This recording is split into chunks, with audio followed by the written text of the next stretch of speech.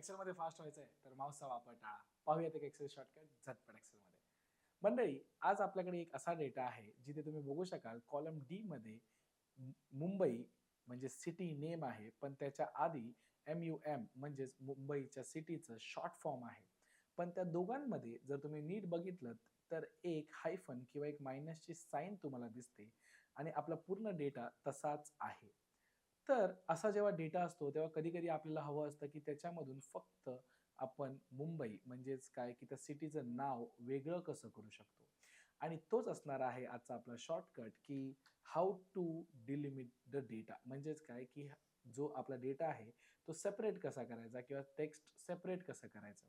त्यासाठी एक्सेलमध्ये एक फंक्शन असतो कन्व्हर्ट टेक्स्ट टू कॉलम आणि ते करण्यासाठी आपण शॉर्टकट वापरणार आहे ऑल्ट ए ई. ऑल्ट ए ई जर आपण प्रेस केलं तर कन्व्हर्ट टेक्स्ट टू कॉलम हा डायलॉग बॉक्स ओपन होतो आणि आपण नेक्स्ट वरती क्लिक करणार आहोत किंवा एंटर प्रेस करायचं आहे. त्यानंतर जर तुम्ही डिलिमिटर्समध्ये बघितलं तर टॅब, सेमीकॉलन, कॉमा किंवा अदर्स.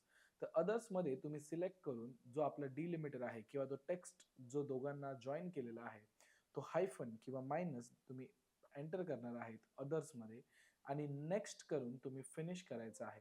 जर तुम्ही हे केलं तर तुम्ही बघू शकाल, की आपला जो डेटा होता तो सेपरेट झालेला आहे आणि अशा प्रकारे मी त्या डेटामधून शॉर्ट फॉर्म आणि लाँग फॉर्म जे होतं ते दोन्हीही वेगळं केलेलं आहे आणि मला बाजूच्या कॉलममध्ये सिटी नेम हे व्यवस्थित बघायला मिळतं आहे.